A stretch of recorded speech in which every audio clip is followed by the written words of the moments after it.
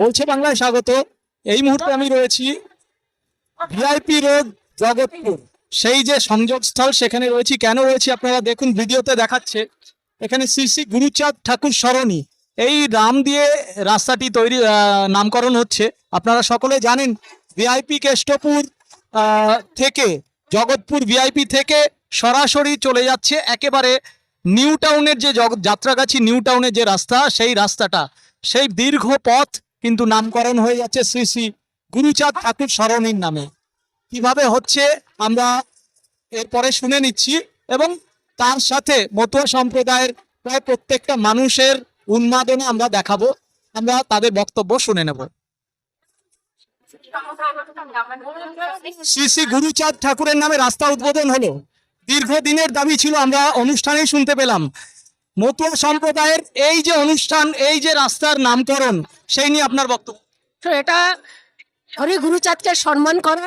সারা জীবন ভরে যে দুজন লোক সাধারণ মানুষের জন্য, পিছিয়ে পড়া মানুষের জন্য কাজ করেছিল, আজকে মাননীয় মুখ্যমন্ত্রী মমতা বন্দ্যোপাধ্যায় এবং দেবরাজের নেতৃত্বে, অতিথি মুন্সি তাপস এখানে চক্রবর্তী, তাদের নেতৃত্বে, এখানে যে কাউন্সিলর, তাদের নেতৃত্বে আজকে যে হরি গুরুচাঁদ সরণি রাস্তা হচ্ছে, আমার মতো সমাজ থেকে সত্যি সত্যি ধন্যবাদ জানাই মাননীয় মুখ্যমন্ত্রী মমতা বন্দ্যোপাধ্যায়কে এবং সকল ভক্তদের কাছে মাননীয় মুখ্যমন্ত্রী মমতা বন্দ্যোপাধ্যায় তাদের অন্তরে জায়গা করে নিয়েছি।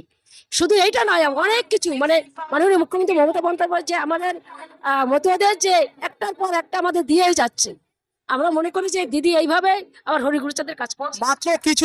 মাত্র অল্প কিছুদিন আগে আধার কার্ড বাতিল নিয়ে আপনি বক্তব্য রাখলেন। আধার কার্ড বাতিলের ক্ষেত্রে দেখা গেছে অধিকাংশই, প্রায় 60টির বেশি আধার কার্ড বাতিল হয়েছে শুধুমাত্র মতুয়া সম্প্রদায়ের।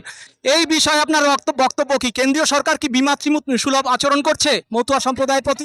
100 বার তারা বারবার করে চক্রান্ত করে মতুয়াদের অধিকার থেকে বঞ্চিত করার জন্য যে কাজ করছে। আপনারা দেখেন, এই যে ইলেকশন হয়ে যাবে, ওরা এই ইলেকশনের জন্য তারা দেখলো যে আধার কার্ড কেটে দেওয়ার পর মতুয়ারা তাদের পাশে নেই, তার জন্য ওরা বলছে যে আমরা এটাকে সংশোধন করবো।